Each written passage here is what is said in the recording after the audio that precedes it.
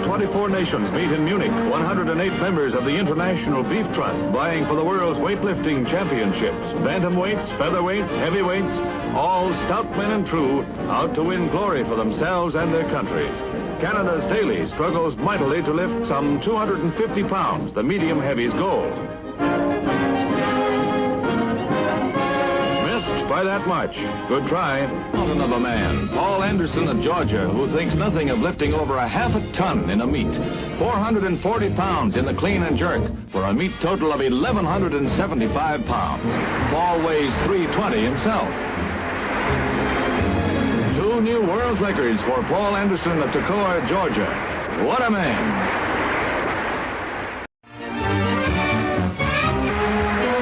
Have a look at Paul Anderson, the world's strongest man, who tosses his weight around, a 400-pound weight.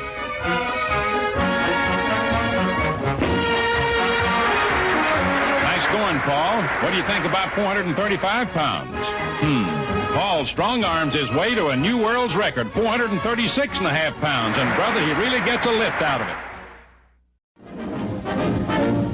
The first members of America's Olympic team arrive in exuberant return home. Gold medalist weightlifters Anderson and Vinci gagging up, the lightweight on top. Paul Anderson led the U.S. contingent. And in track and field, America dominated with 32 gold medals in all. At the age of 5, I had something in my pocket. Keep a lot of folks alive. Now I'm a man, May 21. You know, baby. What is the size of your chest? 58. Well, what do you know about that? That's exactly how tall I am. Well, give us the rest of your dimensions. Well, my upper arm flex is 22 and a half. Chest, like I say, is 58. Waist 45. Thigh 36. Calf about 20. That's not a calf. That's a whole cow. You think you could whip a whole army barehanded the way Samson did with the Philistines? Well, no, the way I understand it, he had the help of a jawbone of an ass.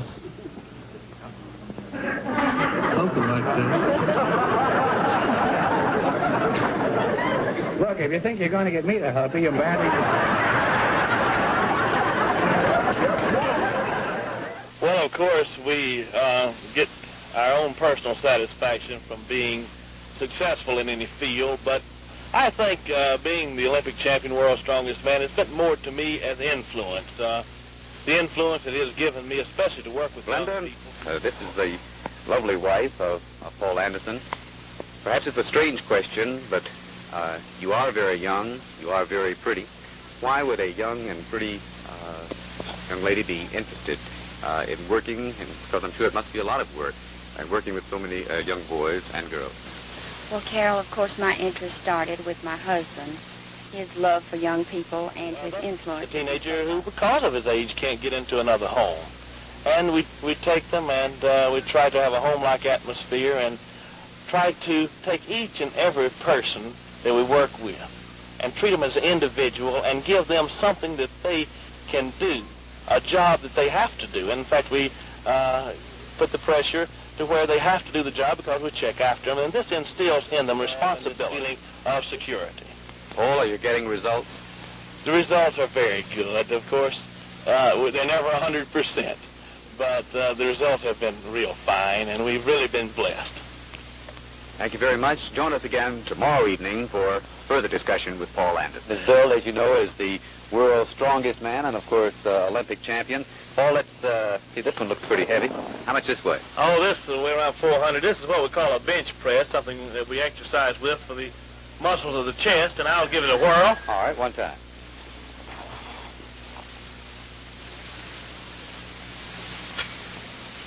Oh, it hurts me. Oh, that hurts me. Come on over, Paul. Well, we've talked before, but here at the youth home, why do you stress sports so much? Well, for several reasons, Carol. I tell you, if a young man has a chance to excel in athletics, I think that it gives him a great deal of, you might say, competitive spirit for anything he's going into in life. He'd head back to Vidalia that night. But before he did, remember how I told you how his voice went booming out all over South Spartanburg. I mean, it went everywhere. It's still echoing through the trees 25 years later. I remember exactly what he said. He said, I am the strongest man ever to walk the face of this earth. He said, I've lifted more weight than anybody. He said, I'm included in the Guinness World Book of Records. He said, I'm an Olympic champion. I have a gold medal that has hung around my neck. He said, people throughout the Soviet Union have called me a wonder of nature. And I was crouched over here, kind of holding my breath because I didn't know him all that well. And I said, ooh, boy, what a conceited guy we brought here tonight. You know, what's he going to do next? And he said, I want you to know all of these things that have happened in my life are secondary in my life. He said, the most important thing in my life is my Christian faith. And then before he left, he said to those people this night,